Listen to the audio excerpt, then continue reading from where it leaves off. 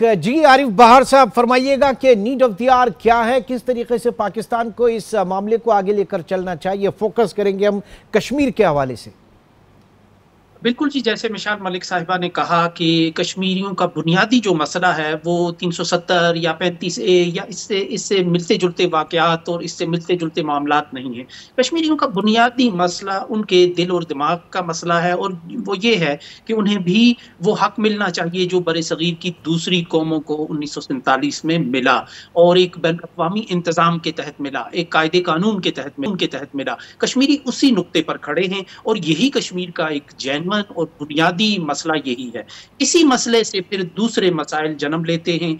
आप देखें कि कश्मीरियों ने हर मुमकिन तौर पर यह कोशिश की कि पुरअमन तरीके से उनका ये हक उन्हें मिले। 1987 के इंतखाबात हुए, उनमें कश्मीरियों ने बड़े पैमाने पर हिस्सा लिया। कश्मीर की हुर्रियत पसंद जमातों ने अपनी पूरी साख को दाव पर लगाकर वो इंतखाबी अमल में उतरी और उस इंतखाबात में चूंकि कश्मीरियों की एक पॉपुलर राय सामने आ रही थी हक खुद इरादियत के हिमायत के हवाले से, लेकिन भारत ने उन इंतखाबात में धांधली की। उसके बाद फिर कश्मीर में मिलिटेंसी का एक दौर शुरू हुआ। आज़ादी और हक खुद इरादियत की तहरीक ने एक नई करवट ली, जिसके बाद भारत ने कश्मीरियों पर मजालिम का एक ना ख़त्म होने वाला रूह फरसा सिलसिला शुरू किया है जो आज तक जारी है। तो कश्मीर का जो बुनियादी मसला है वो हक खुद इरादियत है, वो सियासी मसला है।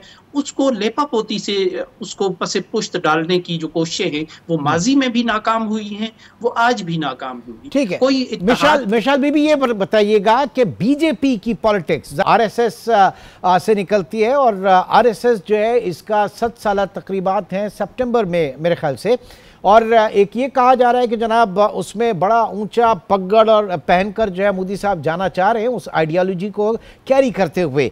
तो क्या ये बीजेपी की जब भी हुकूमत आएगी इसी तरह से रहेगा, या इंडिया में इसके अलावा कोई कहीं सेंस भी प्रिवेल करता है कश्मीर की पॉलिटिक्स को लेकर? देखिए, हम लोग जो भी देख रहे हैं ये वॉर मॉन्गरिंग जो चल रही है, जियोस्टिक नेचर जो है इस वक्त, तो सबसे हैवीएस्ट कॉस्ट तो कश्मीरी कौम पर ही पड़ी है, जो मैंने आपको पहले भी बताया है। वैसे ही डिसइनफ्रेंचाइज करें, 50 लाख से ज्यादा इंडियंस को वहाँ की डोमिसाइल दे दिए हैं, वहाँ पे पहले से वो टाउन्स जो हैं उनके डिमोलिश करें घर और वहाँ पे सारे कॉलोनीज उन्होंने बना दी है।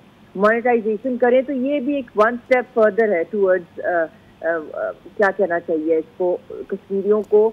एक तो वो पहले ही जो थे अंडर इंडियन ऑक्यूपेशन आर्मी की, अब उनको रेफ्यूजी कैंप्स के अंदर शिफ्ट करने का जो है अगली स्टेज की तरफ वो मामला जा रहा है। अब बात यह है कि इनकी अपनी आवाम भी इनसे क्वेश्चन कर रही है, क्योंकि इन्होंने अपनी मीडिया के थ्रू इतनी वॉर मॉन्गरिंग की है, इतनी ज्यादा की है इनका जो गोदी मोदी मीडिया है, कि अब वो बेचैन है कि कब अटैक होना है। और दूसरी जो साइड क्वेश्चन जो वहां से उठ रहा है कि इतनी लाखों की फौज को टैक्स वो दे रहे हैं, तो क्या वजह है कि उधर सिक्योरिटी नहीं थी। तो ये भी एक बहुत बड़ा क्वेश्चन मार्क है कि इसके पीछे कौन इन्वॉल्व है, कौन से वो किसी हाथ है।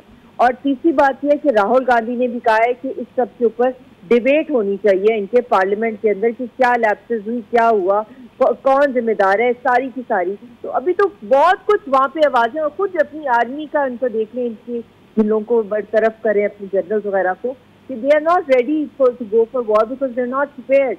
जिस तरह की इन्होंने इतने 10 साल मोदी रिजीम ने जो वॉर मॉन्गरिंग कर करके इलेक्शन जीते हैं और न्यूक्लियर कोड्स भी पुलवामा के बाद एक्सचेंज कर लिए थे, but point on ground is that what will they do next, and the worst part is that if they're not prepared। मैं रखता हूं इस पॉइंट को, मैं इस पॉइंट को रखता हूं। आरिफ साहब ये फरमाइएगा, क्या सिर्फ ये बीजेपी को लेकर ये, या कहीं से इस वक्त जो इंडिया में आवाजें उठ रही हैं कहीं कोई खैर का पहलू आगे आपको लगता है, नजर आता है वहां से?